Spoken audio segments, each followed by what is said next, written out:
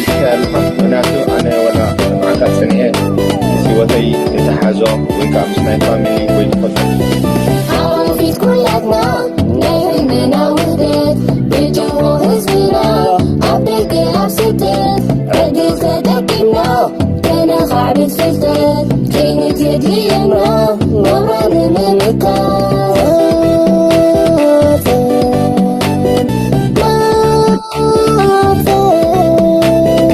ما سنت بكيسا نغلو تعقوف كتسكن كتكي كسانا نعلوف ما سنت بكيسا نغلو تعقوف بغلتو كله قصاتك كمنا يدماتك نغلو تترنك تنكتاتك بايتا ولدونا أمازن الساتك حلنا نكدو أمازن نكدو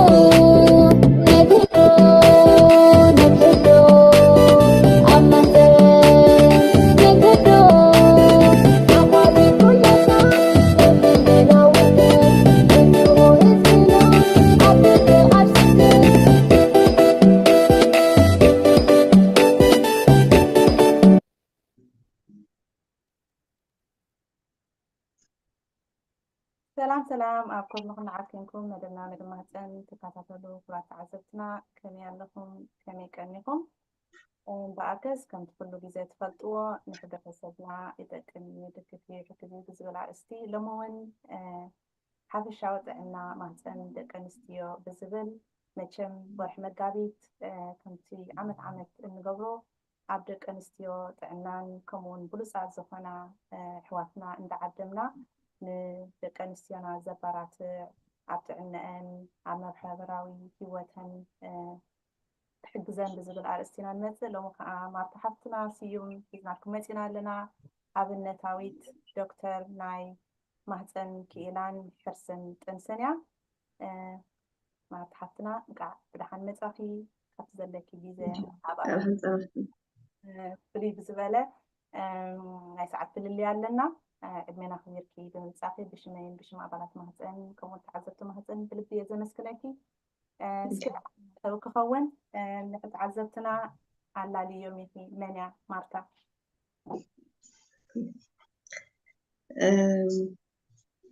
ሽመይ ከምቲ ቀዲምኪ ዝነገርክዮ ዶክተር ማርታ ስዩም ይበሃል ናይ ዓውዲ ማህፀንን ሕርስን ጥንስን ክኢላ ወይ ድማ ኦብስቴትሪክስ ኤንድ ጋይኖኮሎጂ ኢልና ንጠቕሶ ናቱ ክኢላ እየ ኣብ ኤርትራ ኣብ ከተማ ኣስመራ ተወሊደ ዓብየ ቀዳማይ ዲግሪ ኣብ ኣወታ ስኩል ኦፍ ሜዲሲን ወሲደ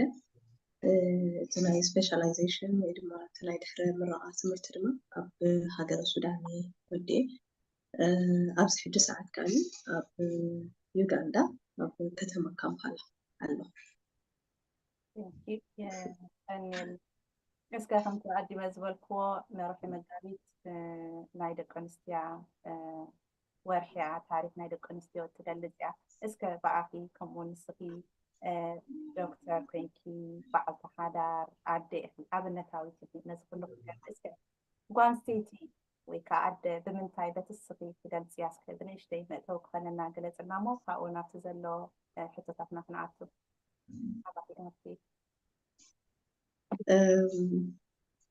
ብዙሕ ግዜ ተባሂሉ ክኸውን ይኽእል ኣደ ማለት ሂወት ናይቲ ገዛ ማለት እያ ኩሉ ነናቱ ኢድ ክህልዎ ይኽእል እዩ ኣብቲ ገዛ ኣብ ሓደ ሕብረተሰብ ወይ ኣብ ሓደ ቤተሰብ ግን ኩሉ ግዜ ሓደ ጥዑይ ሕብረተሰብ እንተደኣ ክትሃንፅ ኮንካ ሓደ ጥዑይ ቤት ካብታ ንነብራት ሒዝና ማለት እዩ ሓደ ጥዑይ ቤት ስቡኡ ምስ ከደኻት ናትካ ኮሚኒቲ ከምኡ እናበለኻ ናብቲ ሕብረተሰብ ክትከይድ እንድሕር ኮንካ ግን ሓንቲ ብኩሉ ነገራ ብተማልአት ኣደ ክትህልወካ ከምዚ መሰረት ወይ ድማ እነኹርናዕ ዝኾነ ነገር እዩ ማለት እዩ ምክንያቱ ብዘይ ሓንቲ ጥዑይት ኣደ ሓደ ጥዑይ ውላድ ክህልወካ ጥዑይ ውላድ ከተዕቢ ከምኡ ኢሉ ከዓ ነቲ ገዛ ክትሃንፆ ድከኣል ነገር ኣይኮነን ስለዚ ሓንቲ እነኹርናዕ ናይ ሓደ ሕብረተሰብ ኣድያ ኢለ ይዳምን ናይ ብሓቂ ፅቡቅ ጌርኪ ገሊፅክያ እሞ ከዓ ናይ ሎሚ ምሸት ብፍላይ ከዓ ካብ ጓል ኣንስተይቲ ካብ ወዲ ተባዕታይ ፍልይ ዘብለና እቲ ማህፀን ስለ ንሽከም ኣብ ማህፀንና ከዓ ሂወት ስለ ንፈጥር እሞ ናይ ሎሚ ርእስትና ከዓ ኣብቲ ሓፈሻዊ ጥዕና ናይ ማህፀንና ምክንያቱ ጥዒቲ ኣደ ከም ዝበልክያ ዓንዲ ናይ ሕብረተሰብ ፅላል ናይ ሕብረተሰብ ካብ ኮነት ጥዑይ ማህፀን ከዓ ጥዑይ ቆልዓ እዩ ዝወልድ ጥዑይ ቆልዓ እንድሕር ተወሊዱ ከዓ ጥዑይ ሕብረተሰብ እንድሕር ኣሎ ከዓ ጥዑይ ክመርሕ ዝኽእል ህፃን እያ ትወልድ እሞ እስከ መጀመርያ እቲ ስራሕኪ ክኢላ ሕርስን ጥንስን ወይ ከዓ ኣነ ክጠቕሳይ ክእልኒ ኩሉ ግዜ ትኸብደኒ ቋንቋ እንግሊሽ እስከ እንታይ ማለት እዩ እንታይ እዩ ዝገብር ቅድሚ ናብቲ ናይ ማህፀን ሕቶታት ምእታውና እቲ ናትኪ እንታይ እዩ ሓፈሻዊ ኣዘራርባ እንታይ ኣብቲ ዓውዲ ሕክምና ዝበሃል ነናቱ ዲቪዥንስ ወይ ድማ ተመቃቂሉ ዝኸይድ ፊልድታት ኣለና ሓደ ካብኣቱ ከዓኒ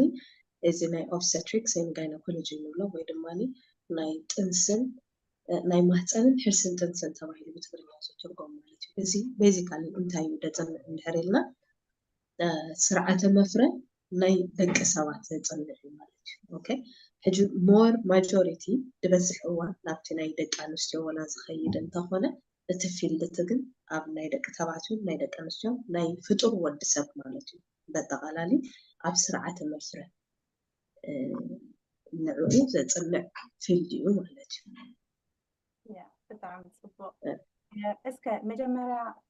መእተዊ ኮነና ማህፀን እንታይ እዩ ጥዕና ማህፀን እንታይ ማለት እዩ ጥዕና ዘለዎ ማህፀን ጥዕና ዘይማለዎ ማህፀን መቸም ብትዊት ክትገልፅልና ይኽእል ግን ብዓብዩ እታ ማህፀን ትበሃል እንታይ እያ ናባኺ ብሓፈሻዊ ነገር ንፈልጦ ነገር እዩ ከምዚ ፍልይ ዝበለ ኣገላልፃ ክህልዎ ገለልካ ትፅበዮ ነገር ኣይኮነን ግን ማህፀን ንብሎ ወይ ድማ እቲ ብቋንቋ እንግሊዝኛ ዩትረስ ንብሎ ማለት እዩ ንሱ ከዓ እንታይ እዩ ካብተን ብዙሕ ኦርጋንስ ወይ ድማ ካብቶም ብዙሓት ኣብ ኣካላትና ዘለዋ ንኡስ ኣካላት ሓንቲ ካብኣተን ኮይና በቲ ናይ ዓፅሚ ናይ ጎሎ ተሸፊና እትርከብ ሓንቲ ኦርጋን ንሳ ምስቲ ናይ ደገ ክፋል መራኸቢ ዘለዋ ካብ ክትፍጠራ ትሒዛ ድማ ሓደ ናቱ መስርዕ ወይ ድማ ናቱ መሳልል እንዳሓለፈ ዝመፅእ ምዕባለ ደለዋ እስቲል ክሳብ ብሂወት ኣብ ዘለኻዮ ድማ እንዳማዕበለት ድሓር ድማ ናቱ ፋንክሽን ወይ ድማ ናቱ ጠቕምካ እንዳጎደለ ድኸይድ ግን ኣብ ሂወት ደቂ ሰባት ኣዝያ ወሳኒት ዝኾነት ምክንያቱ ከም ዝቐዲምክ ዝገለፅክዮ ሂወት ድፍጠረሉ ሂወት ድዓብየሉ ሓደ እኹል ህፃን ኮይኑ ንዓለም ክሳብ ዝቐርብ ከዓኒ እትዳልወሉ ቦታ እዩ ማለት እዩ ማህፀን ክንብል ከለና ብጣዕሚ ኣገዳስን ኣገራምን ዝኾነ ኣካል እዩ ዘለዋ ጓል ኣንስተይቲ እዛ ማህፀን ሓንቲ ጓል ኣንስተይቲ ጥዑይ ማህፀን ንክህልዋሲ እንታይ እያ ክትገብር ዘለዋ እንታይ ዓይነት ክንክን እንታይ ዓይነት ላይፍ ስታይል እያ ክትሕዝ ዘለዋ ላይ ከዓ ኣብቲ ክትሓርሰሉን ክትጠንሰሉን ክትሓርሰሉን ኣብ ዘለዋ ዕድመ ክበፅሕ ምስ ጀመረት እንታይ እያ ክትገብር ዘለዋ እስከናባቲ ሕጂ ብሓፈሻ ክርዳእና ዘለዎ ነገራት ኣለና እቲ ጥዑይ ዝኾነ ስርዓተ መፍረ ክህልወካ ገለገለ ነገራት ኣለዉ ባዕልኻ ኣጃስት ክትገብሮ ትኽእል ወይ ድማ ባዕልኻ ክትቆፃፀሮ ትኽእል ወይ ባዕልኻ ሲ ኣብቲ ጥዕናን ዘይጥዕናን ንክህሉ ሲ ኣበርክቶ ይደለካ ክትህሉ ትኽእል ኢኻ ገለገለ ፋክተርስ ኣለውና ንሕና ኢድ የብልና ወይ ተፈጥሮ ባዕሉ ዝውስኖ ነገራት ከዓ ኣለና ማለት እዩ ስለዚ ወይ እውን ከምዚ ጀነቲክ ፋክተር ወይ ድማ ናይ ዓሌት ነገር ናይ ጂን ኣሰራርሓ ገለ ንብሎ ነገራት እዚታት ሕጂ ባዕልና ነትንክፎ ነገር ኣይኮነን ወይ ባዕልና ንቕይሮ ነገር ኣይኮነን ዝያዳ ምንታይ ኢና ክንዛረብ ዘለና እንድሕር ኢልና ኣብቲ ንሕና ይደለና ነገር ሕጂ ሓንቲ ጓል ኣንስተይቲ ጥዕና ዘለዎ ስርዓተ መፍረ ንክህልዋ እንተይልናስ እንታይ ከገብር ኣለዎ እንታይ ክህልወና ኣለዎ እንድሕር ኢልና ቀዲሙ ብሓንጎልካ ዝመፅእ ነገር ክህሉ እንድሕር ኮይኑ حدا ጥዕና ዘለዎ ሴክሹዋል ላይፍ ወይ ድማ ናይ ፆታዊ ርክብ ሂወት ከልዋ ማለት እዩ። እዚ ከዓ ሕጂ ንኣብነት ከም እንታይ ኢና ንዛረብ ዘለና ከምዚ ፍሉይ ፆታዊ ርክብ ምስ መን ብኸመይ ብዘይ ዝኾነ ይኹን መከላኸሊ እዚኢታት እንድሕር ናብ እዚኢታት ዝተቃልዐት ኮይና ሓንቲ ጓል ኣንስተይቲ ናብ ብዙሓት ረክስታት እቲ ረክሲ ንግዚኡ ዝሓውክ ክኸውን ይኽእል ወይ ድማ ንሓዋሩ ከም ደምካ ዘይለግስ ወይ ድማ ክሮኒክ ወይ ሕዱር ዝኾነ በሰላ ዝገድፈልካ ነገር ክኸውን ይኽእል። ስለዚ ሓንቲ ጓል ኣንስተይቲ ብጥዕና እንተዳ ነቲ ናታ ሪፕሮዳክቲቭ ኦርጋን ወይ ድማ ነቲ ናታ ስርዓተ መፍረይ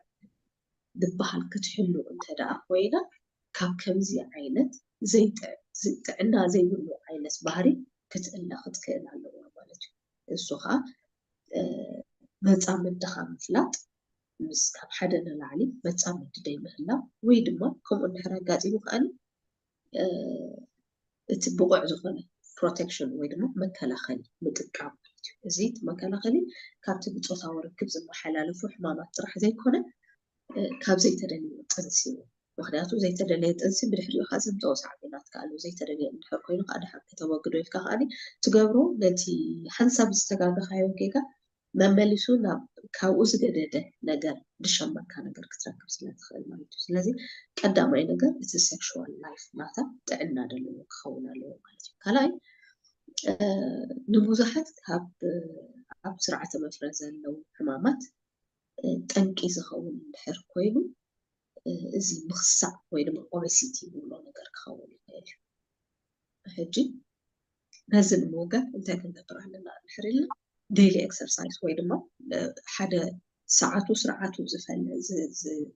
ዝተሓለወ ምንቅስቃስ ኣካላት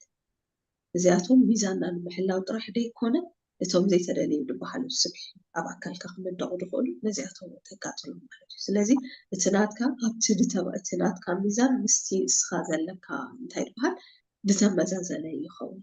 ምክንያቱ ከምቲ ቀዲመ ዝበልክዎ ምኽሳዕ ጥራሕ ናብ ብዙሓት ዓይነት ካንሰር ከቃልዓና ይኽእል እዩ። ናይ ማህፀን ጥራሕ ዘይኮነ ናይ ብዙሓት ሕጂ ኣብዚ እዋን እዚ ግን ዘቂጥና ብዛዕባ ማህፀን ንዛረብ ስለ ዘለና ማለት እዩ። ኣብ ማህፀን እንተልና ኩሉ ናይ ኣፍ ማህፀን ክኸውን ይኽእል፣ ናይ ውሽጢ ክፍላታት ናይ ማህፀን ክኸውን ይኽእል፣ ናይቶም ከረጢት ናይ ማህፀን ወይ ድማ ኦቨሪስ ኢልና ንጠቕሶ ክኸውን ይኽእል። እዚኦም ኩሎም ኮመን ሪስክ ፋክተር ወይ ድማ ሓደ ደቃላዓካ ነገር እንተሃልዩ ኦቤሲቲ እዩ። ስለዚ ነዚ ክንከላኸል እንድሕር ኮይኑ ሚዛንካ ክትሕሉ ኣለካ። ሚዛንካ ክትሕሉ እንድሕር ኮይኑ ከዓኒ ምንቅስቃስ ኣገዳሲ እዩ። ትበልዖ ነገር ክትፈልጥ ከዓ ኣገዳሲ እዩ ማለት እዩ። ካልእ ፅሬት ንባዕሉ ሓደ ርእሱ ዝኸኣለ ፋክተር ወይ ድማ ርእሱ ዝኸኣለ ኢድ ዘለዎ ነገር እዩ ማለት እዩ። ገለገለ ዓይነት ሕማማት እኹል ፅሬት ብዘይ ምህላው ጥራሕ ዝመፁ ሕማማት ኣለዉ። ዝበዝሑ ብሕልፊ ከም በዓል እዚኦም ፋንጋል ወይ ድማ ናይ ካንዲዲያሲስ ወይ ከዓ ናይ እንታይ ኢልና ብልምዲ ተውሳስ ዓይነት ግን ኣብ ከባቢ ማህፀን ዝወፅእ እዚኣቶም ብምንታይ ይመፁ እንድሕር ኢልና እቲ እኹል ፅሬት ዘይምህላው ወይ ከዓኒ ጠሊ ዘለዎ ነገር ምዃን ግቡእ ኣከዳድና እንታይ ትኽደን ክትፈልጥ ኣለካ። ብሕልፊ እቲ ከባቢ ኣዝዩ ተነቃፊ ስለዝኾነ ደቃፅን ድበላዕ ዓይነት ኣከዳድና ዘይምህላው ተንዲክ ድበዝሕ እዋን ካብ ኮቶን ወይ ድማ ካብ ጡጥ ዝተሰርሐ ዓይነት ኣከዳድና ክህልወና ዝያዳ ተመራፂ ይኸውን። ካልእ ፋክተር እንታይ ኣልኮልን ሽጋርን እዚኣቶም ዲትሪመንታል ማለት ብጣዕሚ ወሰንቲ ዝኾኑ ነገራት ኣብ ሓንቲ ኣደ ማለት እዩ። ኣብዚ ናይ ስርዓተ መፍረይ ንዛረብ እንድሕር ኮይና ሓንቲ ኣደ ብቀዳማይ ደረጃ እዚ ኣክቲቭ ወይ ድማ ፓሲቭ ስሞኪንግ ዝብሎ ነገር ኣለ which is ክልቲኡ ነናቱ ኢፌክት ዘለዎ ወይ ድማ ነናቱ ሳዕቤን ዘለዎ ነገር እዩ። ብዙሕ ነገራት እዩ። ሓደ እቲ ናታ ሳይክል ወይ ድማ እቲ ናታ ፔሪየድ ስሩዕ ከም ዘይከውን ይገብር። ንሱ ጥራሕ ደይኮነ ነቲ ናይ ምፍራይ ተኽእሎኻ ወይ ድማ ነቲ ናይ እንቃቕሖ ናይ ምፍራይ ተኽእሎኻ ኣዝዩ ፅልዋ ዘለዎ ሓንቲ ኣልኮል ኣብ ግዜ ጥንሲ ጥራሕ ኣይኮነ ንዛረብ ዘለና ኣብ ግዜ ጥንሲ ልክዕ ኣዝዩ ደሚቑ ይረአ እቲ ናቱ ኢፌክት ማለት እዩ። ግን ኢቨን ብዘይ ጥንሲ ሓንቲ ኣልኮልን ሓንቲ ሽጋራን እተዘውትር ኣደ ካብኡ ዝተዓለየት ኣደ ናይ ምፍራይ ተኽእሎአን ኮምፕሊትሊ በበይ።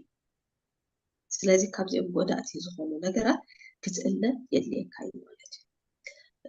ካልእ እውን ክጥቃስ ዝኽእል ነገር እንተሃልዩ እቲ ኣብ ኣእምሮኻ ዝህሉ ጸቕጢ ወይ ድማ ለውጢ እዚ ንባዕሉ ሕጂ ኣብቲ ስርዓተ ምፍራይ ኣዝዩ ዝተሓላለኸ ግን ከዓ ጥቡቕ ርክብ ዘለዎ ኢፌክት እዩ። ከምዚ ኮዝ ኤንድ ኢፌክት ጌርካ ክተቕርቦ ትኽእል ማለት እዩ። ገለ ካብቶም ኣብ ግዜ ጸቕጢ ዝፈርዩ ሆርሞናት ነቲ ኣብቲ ስርዓተ መፍረ ዘለዉ ተመሳሰልቲ ወይ እውን ኣብ ገለገለ ስቴፕ ድራኸቡ ብምዃኖም ነቲ ናይ ፔሪድ ከም ድማ ዛበል ክገብሮ ይኽእል እዩ። ኣብ ገለገለ እዋን ክሳብ ጠቕሊሉ ከም ዝጠፍእ እውን ክገብሮ ይኽእል እዩ። ስለዚ እንታይ ኢና ክንገብር ዘለና እንድሕር ኢልና ነዚ ስትረስ እዚ ከተወግዶ ወላ እንድሕር ትኽእል ኮንካ ናብ ዝተሓተ ዓቕሉ ከተምፅኦ ግን ክትክእልካ ኣለካ ማለት እዩ። እዚ ንኣብነት ቅልል ዝበለ ነገር ክኸውን ኣይክእልን ክኸውን ይኽእል ምስቲ ተሓልፎ ወይ ድማ ጸቕጢ ኣብ ሂወት ዘለካ ክኸውን ይኽእል ግን ንነብስኻስ ከመይ ጌርካ ካብኡ ክትእለ ትኽእል ሓደ ዝኾነ መንገዲ ምፍጣር የድልየካ። ከምቲ ቀዲሙ ዝበልናዮ ንኣብነት ሕጂ ኤክሰርሳይዝ ናቱ ብዙሕ ነገራት ናቱ ብዙሕ ፖዚቲቭ ዝኾነ ጥቕሚ ኣለዎ። ካብቲ ሸይፕ ናትና ምሕላው ሚዛንና ምሕላው ገለገለ ጥራሕ ሓሊፉ እምሮና እውን ካብ ብዙሕ ጸቕጢ ሪሊዝ ከም ዝኸውን ወይ ድማ ዕረፍቲ ከም ዝረክብ ክገብረና ይኽእል። ስለዚ ብዙሓት ነገራት ነናትና ሆቢስ ክህልውና ክእል እዮም ወይ ድማ ነናትና ደስ ዝብለካ ነገር ክህሉ ይኽእል እዩ። ስለዚ ንነብስኻ ኣጽኒዕካ ካብቲ ስትረስ ዝበሃል ንኽትእለ ጠቕሊልካ ክተወግዶ ወላ እንተዘይክኢልካ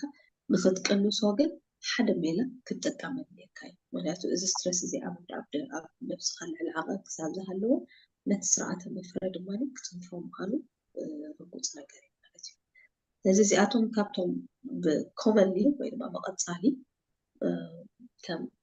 ክጥቀሱ ዝኽእሉ ጥዕና ዘለዎ ስርዓተ መፍረ ንክህልወካ ክትገብሮ ዘለካ ካብ ሬጉላር ቼክኣፕስ ወይ ድማ ቀጻሊ ዝኾነ ክትትል ምህላው ማለት እዩ። ተመሓላለፍቲ ሕማማት ክኾኑ ይኽእሉ ናይ ካንሰር ኦሪጅን ዘለዎም ክኾኑ ይኽእሉ ብሕልፊቶም ስክሪኒንግ ክግበረሎም ዝኽእል ዓይነት ካንሰርስ እንድሕር ኮይኖም ቀጻሊ ክትትል ብምህላውካ ጥዕናኻ ክትሕሉ ትኽእል ኢኻ። እንተገደደ ገለ ነገር ኣብ መጀመርያ ከሎ ክትረኽቦ ከለኻ ኣድቫንስድ ኮይኑ ኮንትሮል ክትገብሮ ኣብ ዘይተኸለሉ ክትረኽቦ ከለኻ ብልልያ ኣለዎ። ስለዚ ሓደ ሬጉላር ከም ልምዲ ወይ ድማ ከም ባህሪ ከተምፅኦ ዘለካ ሓሚምካ ጥራሕ ደይኮንካ ናብ ሕክምና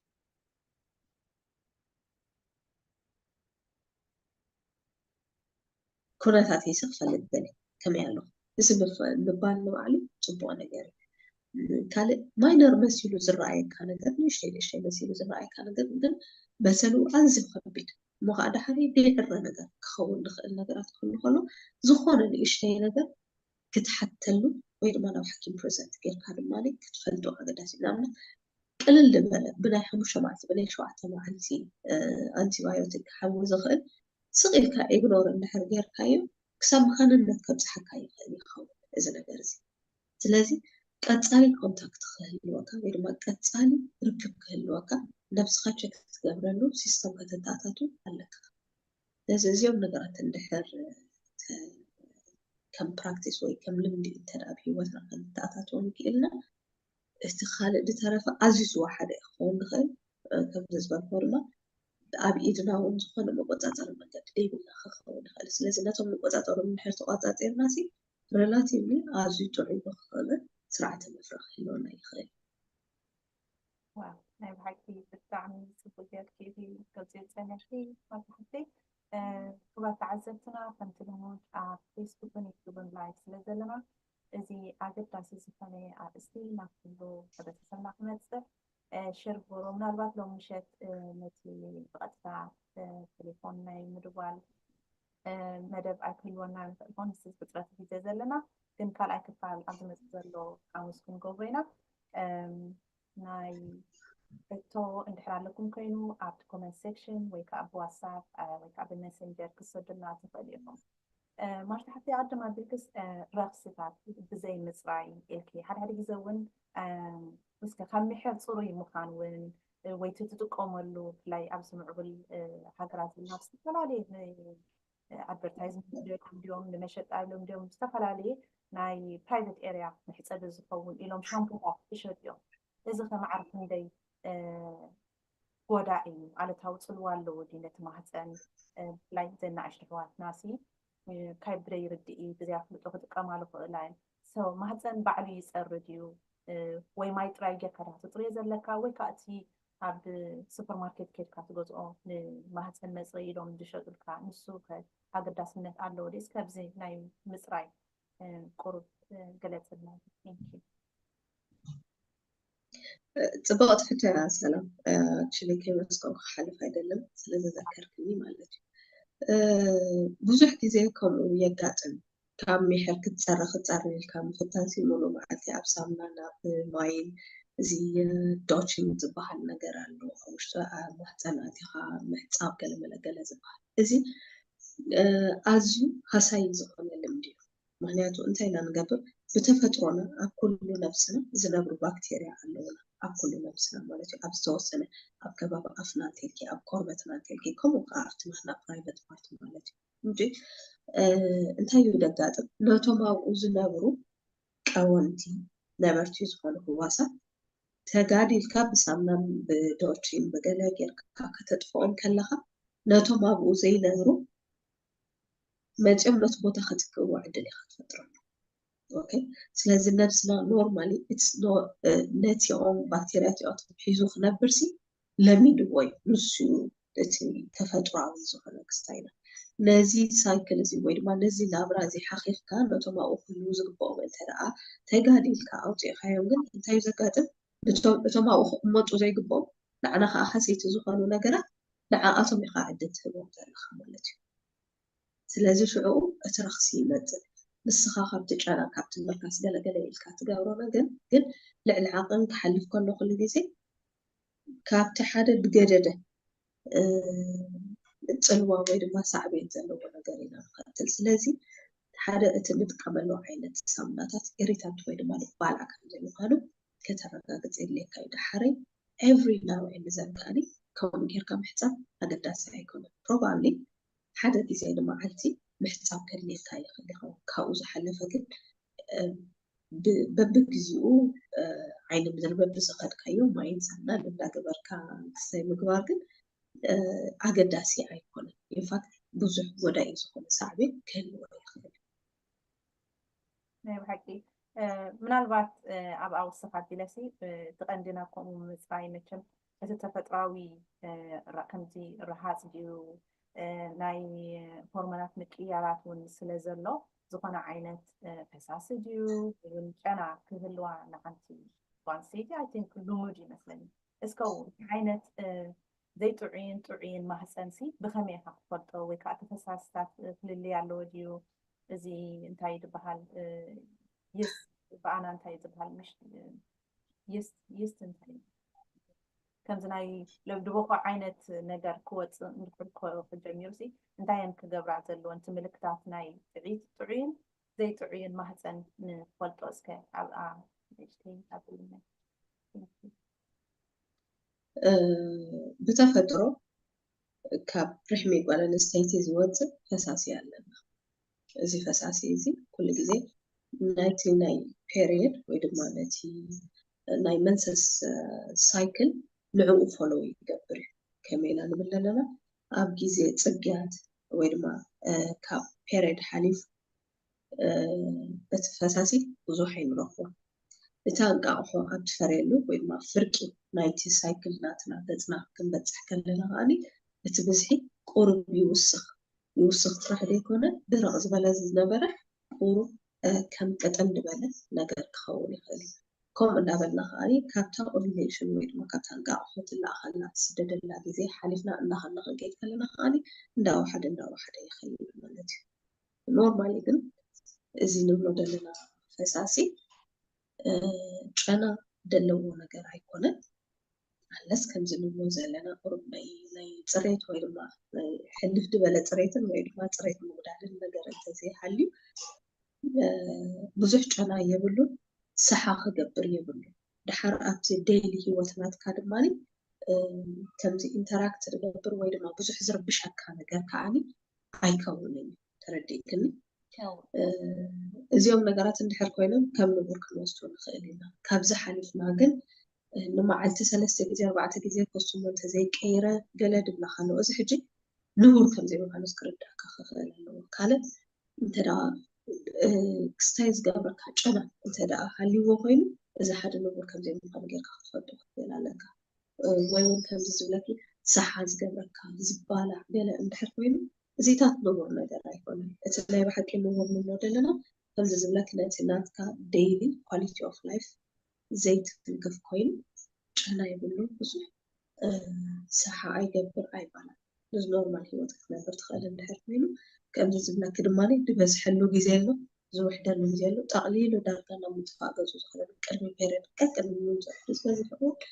ዳርጋ የብልናን ኢና ንኸውን ወይ እውን ፔሪድ ድሕሪ ምውዳእካ ከዓኒ ዳርጋ የብልናን ኢና ንኸውን ብድሕሪኡ ቁርብ እንዳወሰኸ ይመፅእ ፒክ ኣብቲ መበል 14 መዓልቲ ገፁ ይመፅእ ብድሕሪኡ ድማ ክጎድልካ ንጅምር እዚ ንቡር ፈሳሲ እሞ ቁርብ እንዳወሰኸ ይመፅእ ፒክ ኣብቲ መበል 14 መዓልቲ ገፁ ይመፅእ ብድሕሪኡ ድማ يقريتا نابح عبد الشهر كتب ديلي دم سمعتي مثلا أنا كنتي كتسلي مارتي سوري أنا مثلا يا كتسلي نو عبازي شهر كتب ديلي سي أديكم يا كتسلي أوكي ስለዚ እቲ ጀነራሊ ድበልናዮ እዚኡ እቲ ንቡር ንብሎ ሰዓቱ ምስቲ ናይ ፔሪድ ሳይክል ሓልዩ ውሕድ ይመፅእ ድሕሪ ፔሪድ ምውዳእና ብድሕሪ ቁርብ ይውስኽ እቲ ማክሲመም ዝበዝሐ ብዙሑ ኣብ ከባቢ ፍርቂ ናይቲ ሳይክል ወይ ድማ ሓንቲ ናይ 28 መዓልታት ፅግያት ንዘለዋ ጓል ኣንስተይቲ ኣብ መበል 14 መዓልቲ ድበዝሐ ይኹን ከምኡ ኢሉ ከዓ እንዳጎደለ ይኸይድ ከምዚ ንብሎ ዘለና ግን ሰሓ ዘይብሉ ጨና ዘይብሉ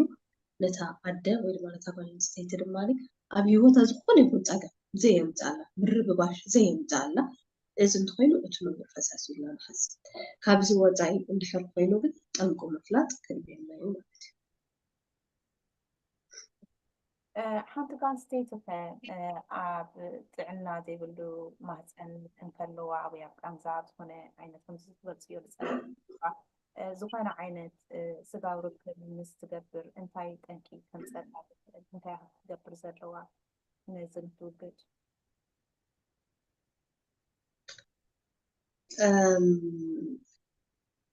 እቲ ጠንቂ ሓደ ኣገዳሲ ነገር ክኸውን ይኽእል እዩ ነዚ ሕቶ ንምምላስ ማለት እዩ እንተ ደኣ እቲ ንብሎ ዘለና ቃንዛ ድዩ ገለ ድዩ ካብ ረኽስታት ዝመፀ እንተ ደኣ ኮይኑ ረኽሲ ከለካ እንደገና ናብ ስጋዊ ርክብ ምእታው ሓደ ጥዕና ዘለዎ ነገር ኣይከውንን ንምንታይ እንተኢልና ሓደ እቶም ረኽሲ ካብ ሓደ ዝተወሰኑ ዓይነት ባክቴርያ ወይ ድማ ቫይረስ ክኾን ይኽእል ወይ ድማ ፋንገስ ክኾን ይኽእል ወሬቨር እቲ ሪዝን ብዘየገድስ ሓደ ካብዚኣቶም ክኾን ይኽእል እዚኦም ከለው ገና ነብሳ ከይፈወሰት ከላ ናብ ካልእ ዓይነት ርክብ ምባል ካብቶም ዘለውዋ ወፃኢ ቀፃሊ ወፃኢ ዝኾኑ ካልኦት ቫይረስ ወይ ድማ ባክቴርያ ፋንገስ ከምዚ ዝበልናዮ እንደገና ደቃላዓ ነገር ክኸውን ይኽእል ኩሉ ግዜ ድማ ብሓደ ክትቃላዕ ከለኻ ብብዙሓት ዓይነት ክትቃላዕ ከለኻ ሓደ ደይክኸውን ክኸውን ይኽእል ሓደ ዝሎ ካልኣይ ብሕልፊ እንተ ደኣ ብስጋዊ ርክብ ዝመሓላለፉ ሕማማት እንተ ደኣ ኮይኑ ነቲ ረኽሲ ዘምፅኦ ድማኒ እታ ኣደ መከፋፈሊት ወይ ድማ መራቢሕ ትኸውን ኣላ ማለት እዩ ሕጂ ዝበዝሑ ካብዞም ብስጋዊ ርክብ መሓላለፉ ንብሎም ሕማማት ኣብ ደቂ ተባዕትዮ ንእሽተይ ምልክት ወይ ድማ ምልክት ከይሃቡ ክፀንሑ ዝኽእሉ ነገር እዩ ስለዚ ንበለዋ ሓንቲ ዋላ ሓደ ኣደላዊ ትኸውን ትኽእል ከምዚ ከለዋ እዚ ሕማም እዚ ከለዋ ናብ ካልእ ሰብ ተቐሪባ እቲ ሕማም ካብ ነብሳ ናብ ካልእ ሰብ ተላብዐላ ማለት እዩ ዝኸውን ዘሎ ስለዚ ንሳ ኢቭን ብድሕሪኡ መድሃኒት ረኺባ ሓውያ ወላ ትኹን እቲ ሕማም ተገምጢሉ ናይ ምምላስ ተኽእሎ ኣለዋ ምክንያቱ እቲ ሕማም ኣብ ነብሳ ጥራሕ ዘይኮነ ናብ ካልኦት ሰባት ብቆሪላ መሓላልፋቱ ስለዘላ ከምኡ ኢሉ ድማ ናብኣ ክምለስ ይኸውን ማለት እዩ ስለዚ ብሕልፊ እንተ ደኣ ብፃውታዊ ርክብ ዘመሓላልፉ ሕማማት እንተ ደኣ ኮይኖም ንሳ ክትሕከም ኣለዋ ንሳ ክሳብ ክትሕከም ድማኒ እንተተኻኢሉ ኣገዳሲ ከዓ እንተኮይኑ ማለት እዩ እቲ ናታ መፃምድ እውን ክሕከም ክኽእል ኣለዎ ክልቲኦም ነፃ ምስ ኮኑ ከዓ ናብቲ ናይ ቀደም ሂወት ክትምለስ ትኽእል ማለት እዩ ስለዚ ከምዚ ዝበልኩ ብሓደ ጥራሕ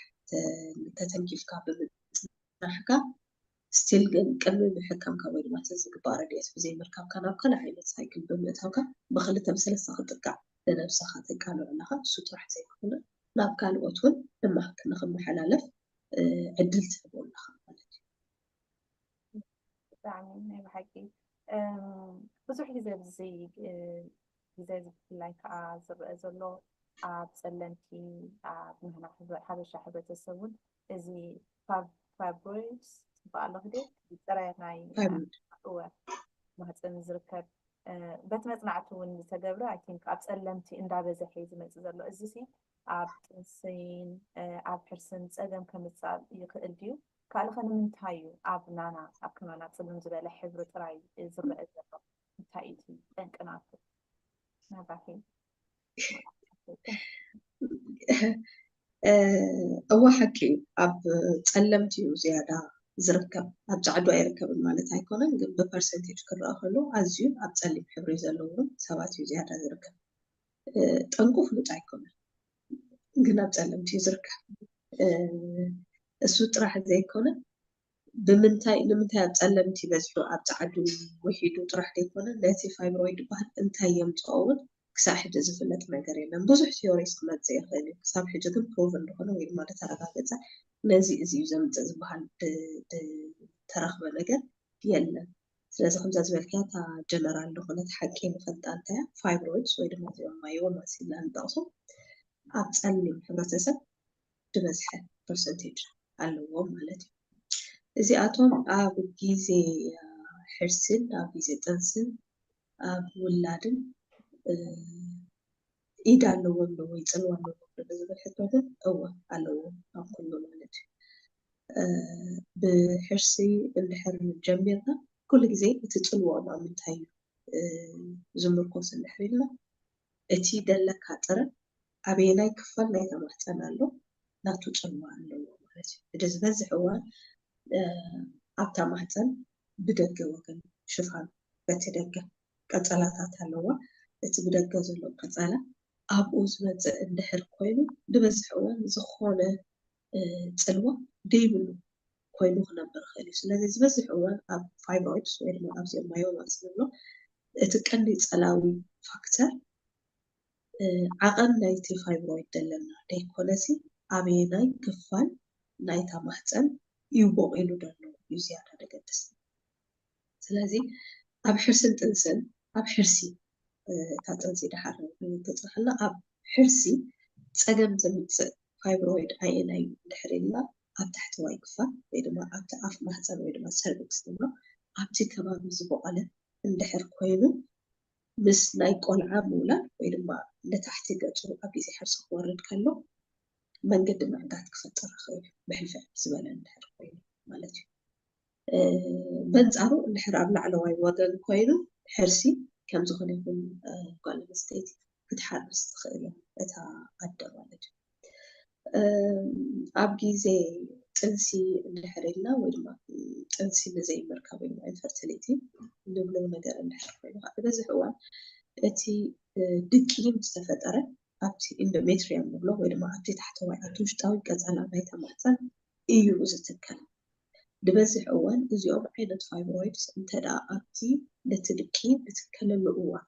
ወይ ድማ ዝትከለሉ ቦታ እንተደኣ ሃልዮም ምስቲ ክትከል ዝግብኦ ድቂ ይቃፀጩ ማለት እዩ ብተፈጥሮ ፋይብሮይድስ ብዙሕ ናይ ደም ዋሕዚ ዘለዎ ኦኬ ስለዚ ነቲ ዋሕዚ ደም ብዙሕ ናብኡ ናቶም ገፆም ኣትራክት ስለዝገብርዎ ምስቲ ዝፍጠር ድቂ ይቃፀፁ ሞኒ ወይ እቲ ጥንሲ ምስ ተፈጠረ ኣብ ሒደት ኣዋርሕ ከም ዝምፅእ ክኸውን ይኽእል ወይ ድማ ጠቕሊሉ ጥንሲ ከጋጥም ይኽእል ኦኬ ነቲ ጠቕሊል ነቲ ክትከለሉ ዝግብኦ ቦታ ወይ ድማ ሰርፌስ ሙሉእ ብሙሉእ እንተደኣ ድሓዞ ፋይብሮይድ ኣለካ ኮይኑ ጥንሲ ንክትረክብ ዘለካ ትኽእሉ ኣዝዩ ፅብቅ ዝበለ ይኸውን ማለት እዩ ስለዚ ኩሉ ግዜ ክንዛረብ ከለና ዓቐኖም ወይ ብዙሖም ዘይኮነ ዘገድሰና ኣበየናይ ክፋል ናይታ ማህፀን እዮም ደለው ብጣዕሚ ኣገዳሲ በዚ ካብ ሓንቲ ሕቶ መፂልና ኣሎ ዳኑ እንታይ ትደላ ብዛዕባ ፈሳሲ ቅድሚ ፐሬድ ምምፅኡ ፈሳስን ሕኸፍን ዝገብረልና እንታይ ምልክት እያ ትብል ዘላ ካልእ እውን እንታይ እያ ሓቲታ ነይራ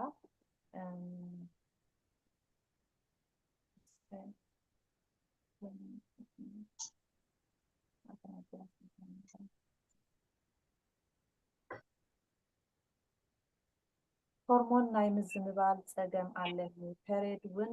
ሓንሳብ ፅቡቅ ይመፅእ ሓንሳብ ይበዝሕ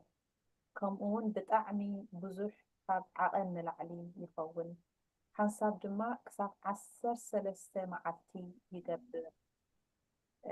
እያ ትብል ዘላ ምውፅኡ ካብ ርእሲኣ ከዓ እቲ ፈሳሲ ቅድሚ ፐሬድ ምውፅኡን ምሕኻፍን እንታይ እያ ትብል ዘላ ዳኒ ሓፍትና ሕተትለይ እያ ትብለኒ ዘላ ነባኺ ማርቲ ሓፍተይ ከምዚ ቀዲምና ክንገልፆ ዝፀናሕና ፈሳሲ ኖርማሊ እቲ ዝበዝሐ ትፒክ ሚት ኣለኺ ማርቲ እቲ ዝበዝሐ ኣብ ምንታይ እዩ ዝበፅሕና ኣብቲ ፍርቂ ነቲ ሳይክል ክንበፅሕ ከለና ናብ ፔሬድ ገፅና ክንመፅእ ከለና ከዓ እንዳዋሕደ ይድኸም እዚ እቲ ኖርማል ሳይክል ክንፈልጦ ኣለና እንተደኣ ቅድሚ ፔሬድ ምውፃእ ፈሳሲ ዝበዝሕ ኮይኑ ከምቲ ቀዲመ ዝገለፅክዎ እውን ሳሓ ሽታ ገለ ዝገብር እንድሕር ኮይኑ ግን ካልእ ጠንቂ ኣለዎ ዝበዝሕ እውን ሳሓ ዝገብር ናይ ፋንገስ ወይ ድማ ካንዲዲያሲስ ኢልና ንጠቕሶ ናቱ ባህሪ ዘለዎ ክኸውን ይኽእል እዩ ሕጂ ቃል በቃል ከም ዘለዎ ወሲድና እዚ ኢልና ናቱ ትሪትመንት ወላ ክንበፅሕ ንኽእል ኣይንኽኣል እቶም ብበዝሒ ሞስት ላይክሊ ወይ ድማ ክኸውን ዝኽእል ነገራት ግን ካብዚኣቶም ዝሓልፍ ነገር ኣይኮነን ስለዚ ከም ዝመስለኒ ናብ ሓኪም ቀሪብካ ብርግፅ እንታይ ምዃኑ እቲ ዓይነት ፈሳሲ ናብ ሓኪም ቀሪብካ ብሕካም ተደልዩ ንቡር ነገር ኣይኮነን ኢልና ክንድምድም ንኽእል ኢና ሞስት ላይክሊ ከዓ ካንዲዲያሲስ ክኸውን ይኽእል እዚ ነገር ካልኣይቲ ሕቶ ናይ ሆርሞን ኢሬጉላሪቲ ወይ ድማ ናይ ሆርሞን ዘይምስራዕ ኣለኒ ሓደ እዋን 33 እዚ እውን ኖር ኣይኮነን ማለት እዩ ኖርማሊ ሓደ ናይ ሓንቲ ጓል ኣንስተይቲ መንሰስ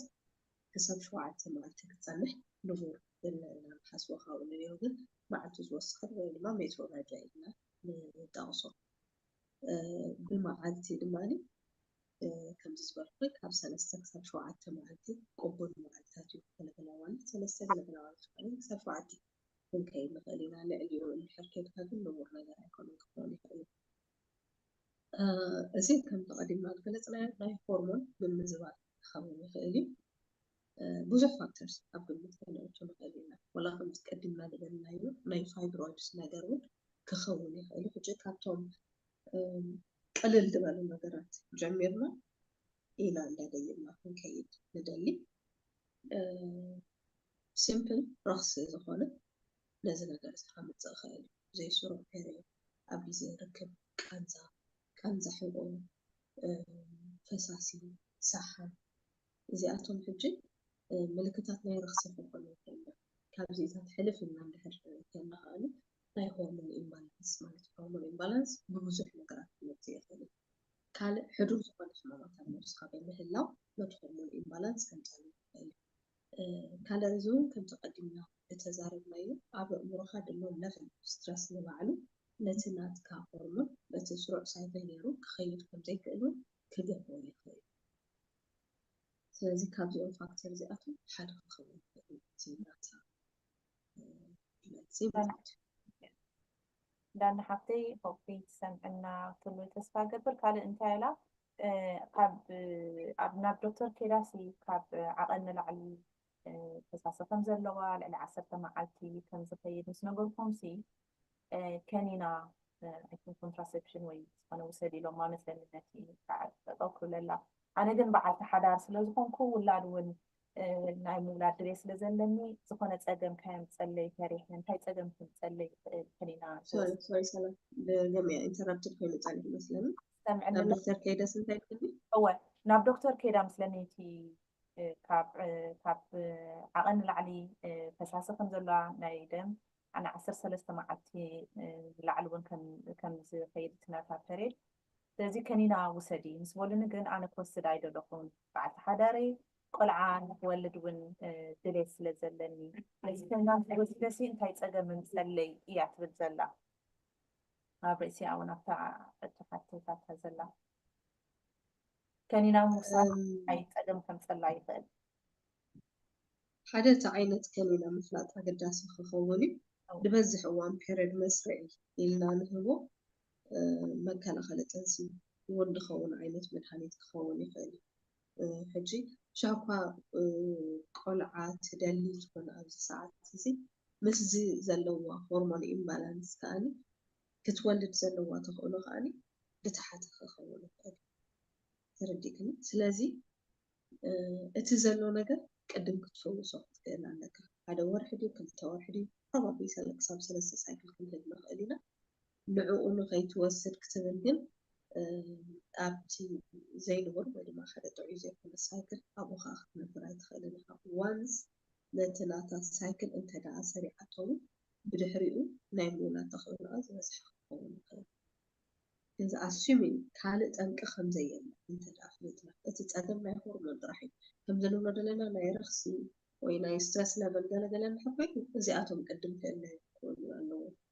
إذا زي كنا ما هرمون من مزبات راح يبقى مهنيات لبل نحبنا جد لذا هرمون نعم نور قدم كانوا تأخذ كلام لذا هرمون زي نعم نور عن مثلا أنا يترح ولا كقاتم خير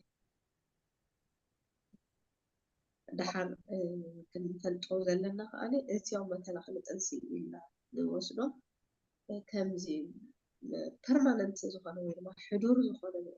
تعيدها أبي وصل أسباب ولا تعيدها من الوقت تلبسها إفكت زانو تواهي مقرر الذي أبسلو وهو المبرق بدل عن المقوم النصو ترجع جامي إن بحر وسيلو وتتواصلوا even بحر مدهانة موساكا كسام حدا عمت ما تنافر يا منت وجود الخير تواهي من معي فلان بحل في جنب على الكليلة أبسط لاناتو إنفعلون قلقنا الفقمين وقل once البحر قاريت معي ومحل سبقا معكنا البحر وتنايا automatically مشعورت أنها في الرياضات يملاسي كم أسلوب زخانة بزح سقف تأخذ لون خلص أمس الحروة سجاس بوجيرا ناي مفاي عقمي ودلو دبل سقف تأخذ سقفته إلى البزح كأننا hopefully dan حطنا سمعنا نفلقي دكتور مارتا بوجيرا مليسات كلها نزخنا حتى عند حبيت ملسة الكفاء حطي كويس من comment sections حافلنا إحنا عبز عدي عب ثلاثة عمد لايلة لسان 5 عمد نفتنكا زي ناي cervical check يسجل كايوم مع الخندي وتقم زلو لما هتسألنا قداس دي تاي cervical check مقبار 3 عمد بس حجة خبرة أي يسدد الكامش أي مخيل مينا شلل لنا نقد فوق لذي أقداس مع الخندي بتعمي أقداسي نقدر ننفس خاصي بحلفي كم عينة سيرفيس أبزي ترافل أبزي ركب الموتى اللي خامنته كم حدا تصبغ عدل يركن تفضل لكن وين يسمعني ننفس خاصي كم عدل أن ياخد قطع خد كلسي عنك كم عينة سيرفيس تتركب بمقالك سيرفايكال سكرينينج توم كانسر زم صوباتها قديمك ماي مفلات تخيلوا زلوا عينة مرمرة سيرفايكال كانسر دبزح أول لايك لا اللي تيست أميتاوي HPV دبها الفيروس يمزح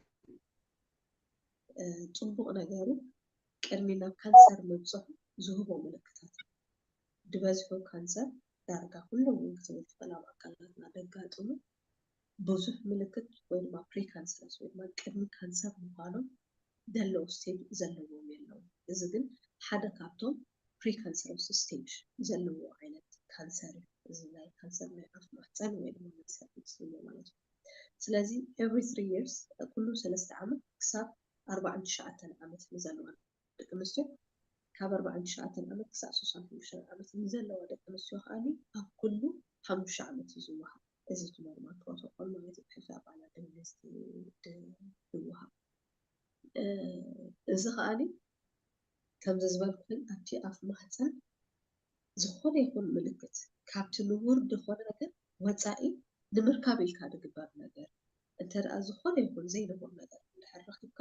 ንዕኡ ብቐሊል ክፍወስ ይኽእል እዩ ንኣብነት ከም ዝንብሎ ዘለና ኤችፒቪ ፖዚቲቭ እንድሕር ኮንካ ንዕኡ ትሪትመንት ምውሳድ የድልየካ ዝኾነ ለውጥታት ኣብቲ ኣፍ ማህፀን ክገብር እንድሕር ክኢሉ ወይ ተሓኺኹ ክኸይድ ወይ ተቆሪፁ ክለግስ ይግበር እዚ ምግባርና ንነብስና ካብ ሰርቫይካል ካንሰር ነድሕና ኣለና ማለት እዩ ስለዚ ነዚ ሰርቪስ እዚ እንተረኺብ ፈፂም ከሸነግትሞ ዝግባእ ወላ ሓንቲ ነገር ከዓኒ ትኸስሮ ነገር የለን እታ ትግበር መርመራስ ኣዝያ ቀላል ንእሽተይ ሳምፕል እያ ትውሰድ ድልሕፅፀካ ዝቆርፅመካ ዝቆርፀካ ነገር እውን ኣይኮነን ካብቲ ፈሳሲ ንእሽተይ እዮም ዝወስዱ እዚኣ ብምውሳዶም ጥራሕ ግን ካብ ብዙሕ ነገር ኢኻ ትድሕን ማለት እዩ ከምኡ ስለዝኾነ እዮም ካነ እቶም ወስተርን ካንትሪስ ዝበሃሉ ነቲ ናይ ሰርቫይካል ካንሰር ሬት ብጣዕሚ ናብ ታሕቲ ዘውርድዎ ደሎ on the contrary ብኣንፃሩ ድማኒ ሰርቫይካል ካንሰር ስክሪኒንግ ኣብ ዘይብለን ሃገራት ጥራሕ ሰርቫይካል ካንሰር ከም ዓብዪ ኢሹ ኮይኑ ዝነብር ዘሎ ማለት እዩ ስለዚ ነዚኣ ሲምፕል ነገር ዘይምርካብ ኣብ 3 ዓመት ሓንሳሲ ብጣዕሚ ንእሽተይ ነገር ኮምፔርድ ምስቲ ከጋጥም ዝኽእል ነገር እንድሕር ሓሲብናዮ ማለት እዩ ስለዚ ብዝተኻእለ መጠን እንድሕር ከምኡ ዓይነት ዕድል ዝረኸበ ሶሳይቲ ኣለና በጃ ክንተጠቀማሉ ጥራሕ ንኽእል ናይ ብሓቂ እንታይ ውሕጅ ካይመፀስ መንገዲ ውሕጅ ፅረግ እንዲዝብሉ ኣቦታትና ነዛ ሓንሳብ ተረኣይካ ብዙሕ ነገር ከብለካ ይኽእል ክነካ ይኽእል ከም ዝፍለየ ጥንቅሬታት ክኾን ተደብዙ ብመስና ኩራት ተዓዘብትና ናይ ቴሌፎን መስመርና ኣብ ዝመፅእ ዘሎ ሓሙስ ኢና ክንከፍቶ ዳርጋ ናይ 8 ደቂቕ እዩ ተሪፍና ዘሎ ብዙሕ ግዜ ሕጂ ግዜ እዚ ኣብ ንኣሽቱ ኣሕዋትና ካይተረፈ ዝረአ ዘሎ እዚ ናይ ማህፀን ንታሕቲ ንምውጋድ ኣብ ግዜ ሕርሲ ማለት እዩ ንምንታይ ከም ዘጋጥም ዘሎ ብምንታይ ክመሓየሽ ይኽእል ናይ ማህፀንካ ንታሕቲ ኣብ ግዜ ሕርስሲ ንታሕቲ ወሪዱ ማህፀነይ እንታይ ከም ዝገብር ጨኒቕኒ ዝብላ ብቐረባ ከማን 2-3 ኣሕዋት ደው ኢለናልና ኣለዋ ንምንታይ ከምኡ ዘጋጥም ከመይ ጌረን ከመሓይሾ ከመይ ጌረን ስለ ማህፀን ትላዕሊ ከደይቦ ይኽእል እንታይ ክግበር ዝከኣል ኣባህ ማርቲ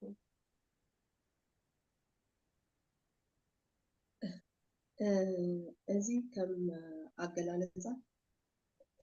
እዚ ዩትራይን ፕሮላፕስ ኢልና ንገልፆ ወይ ድማ ነታ ማህፀን ካብቲ ንቡር ቦታ ንታሕቲ ገፃ ክትወርድ ከላ ኢና ንዛረብ ዘለና ዝበዝሕ እዋን ናይዚ ጠንቂ እንታይ እዩ እንድሕር ኢልና ምስ ዕድመ ዝመፅእ ነገር ክኸውን ይኽእል እዩ ኣብ ግዜ ሕርሲ ብዙሕ ፃዕሪ እንተ ደኣ ኣጋጢሙ ክመፅእ ይኽእል እዩ ብዝሒ ውላድ ከምፅኦ ይኽእል ብበዝሒ እዋን ሕጂ ኣብ ከም በዓል ገንዘብ ዓድና ዓይነት እንታይ ዝበሃል ነገር ኣሎ ብበዝሒ ኣዴታትና ወላ ኣፈን ከፊተን ኣይዛረባሉ ኣብ ባህልና ሶሳይቲ 7-8-9-10 ወላ ልዕሊ ዝወልዳው ብዙሓት ኣዴታት ኣለዋ ሕጂ ኤቭሪ ኩሉ ሕርሲ ዝሓልፍኦ ድገድፎ በሰላ ኣለካ ጠንቂ ናይ ማህፀን ካብቲ ኖርማል ቦታ ንታሕቲ እንታይ እዩ እንድሕር ኢልና ኣብቲ ንቡር ኣናቶሚ ወይ ድማ ኣብቲ ንቡር ኣሰራርሓ ናትና ነታ ማህፀን ተዓዲሮም ዝሕዝዋ ጅማውቲ ወይ ድማ ቴንደንስ ኣለዎ ወይ ድማ ሊጋመንትስ ኣለዎ ናይዞም ገቲሮም ዝሕዝዋ ዘለዉ ሊጋመንትስ ናቶም ምድካም ሓደ ገቲሩ ዝሕዘካ ዝነበረ ነገር ንሱ ንውስ ክኸውን ከሎ ነታ ማህፀን ተወጢራ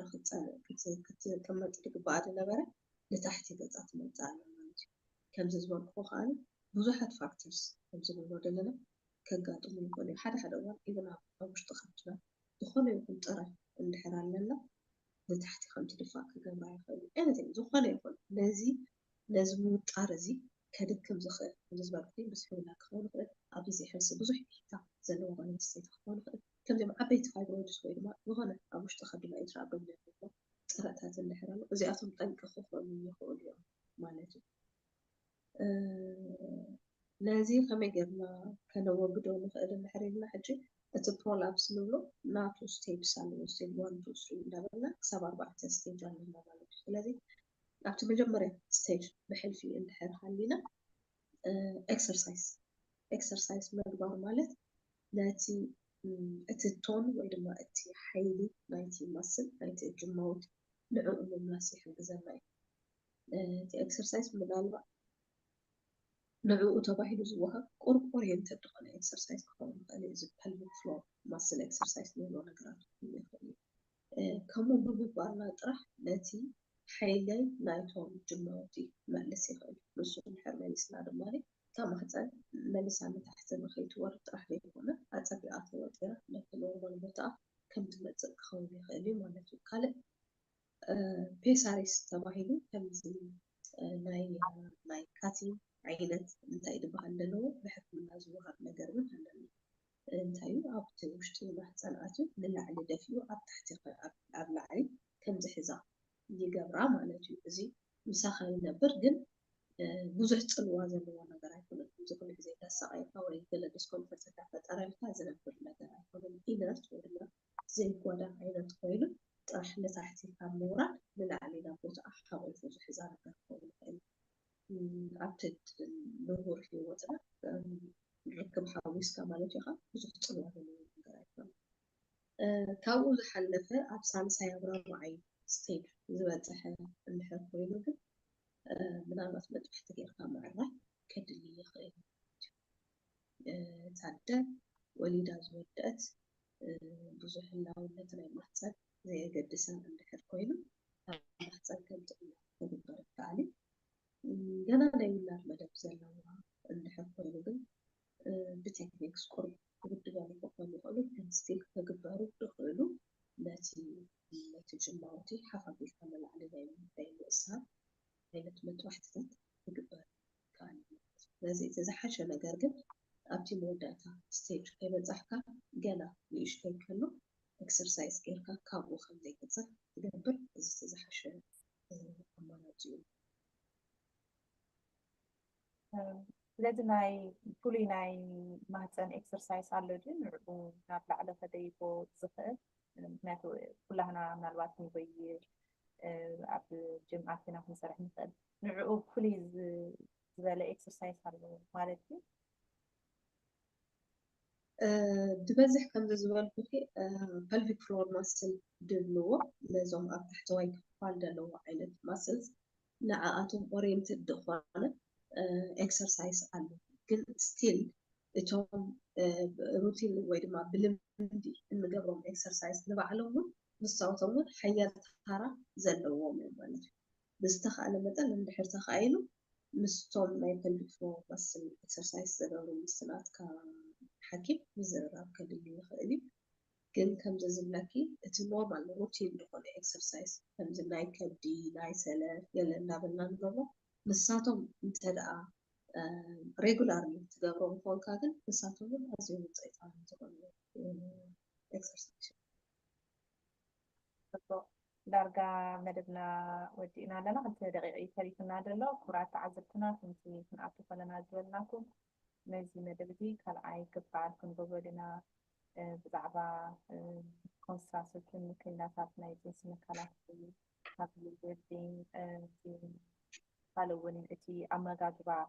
اما صدقا بأنها زمصقو عالتاوي عوانتاوي صلوا بزبن كالين متينات نتدلا خمس كنو ودانا قن ما تحقي زخونة لو واحد حرادة فاني بدك انستينا كمون بمكنيات حقدك انستيو يوصباح كمون ماذرز داي أو عدين كتبن على تعصب سنبت تقدري سكينا إشتاي نباح المدعنا مدفع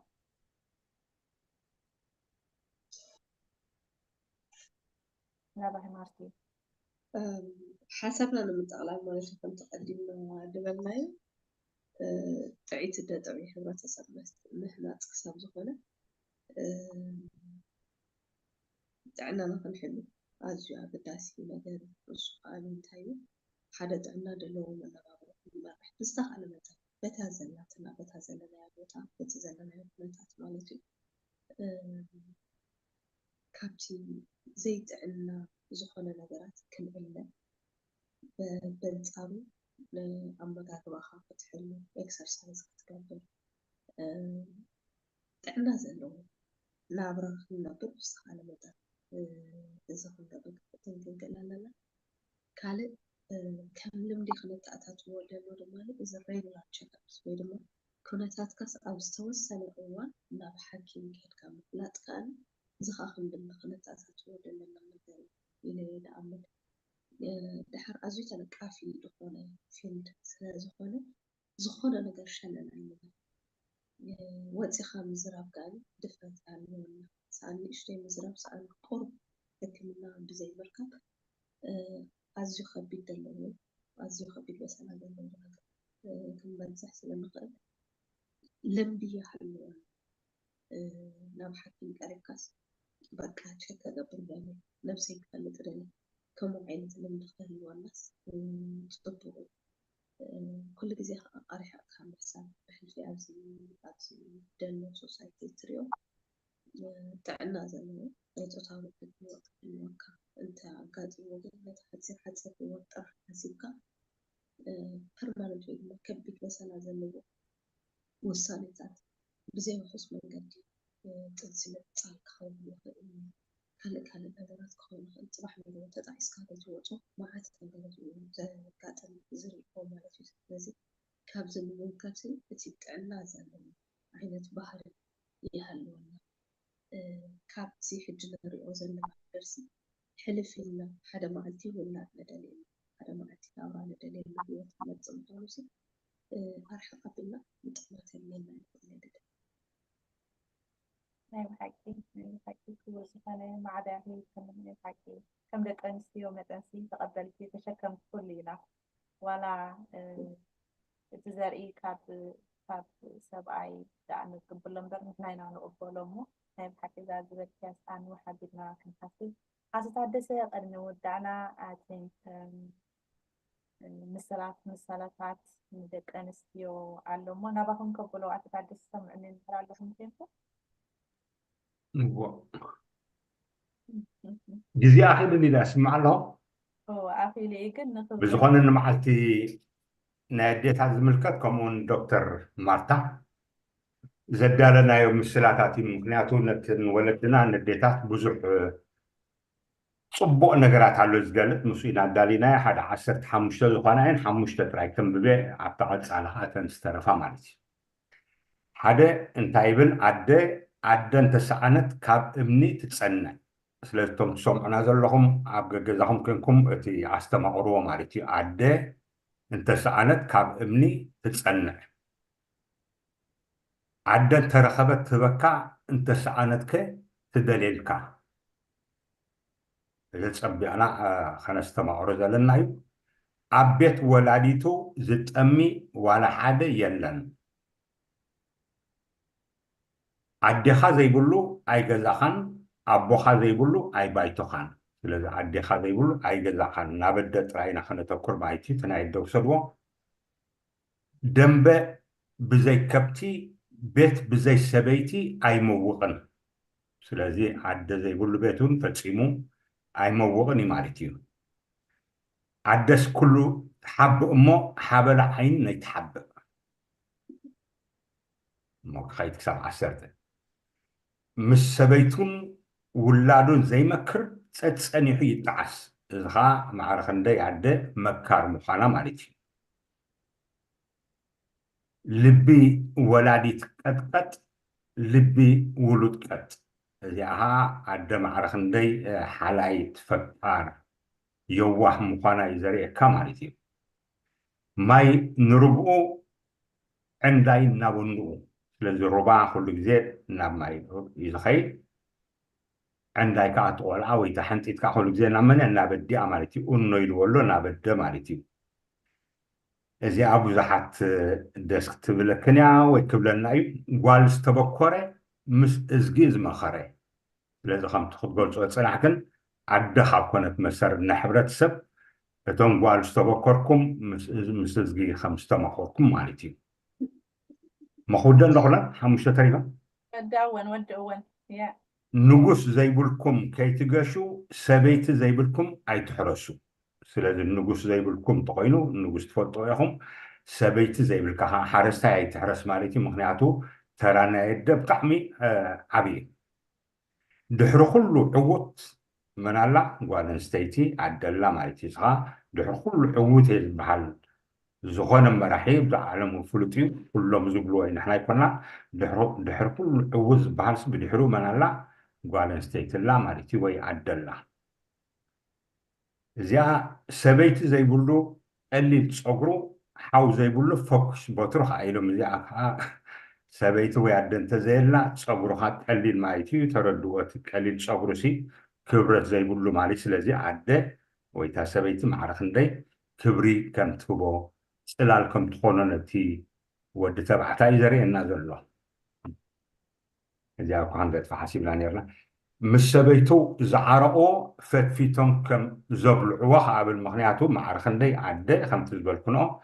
عده أمسر السدرابيت مالتيو سلازي تعده كل جزء تللوا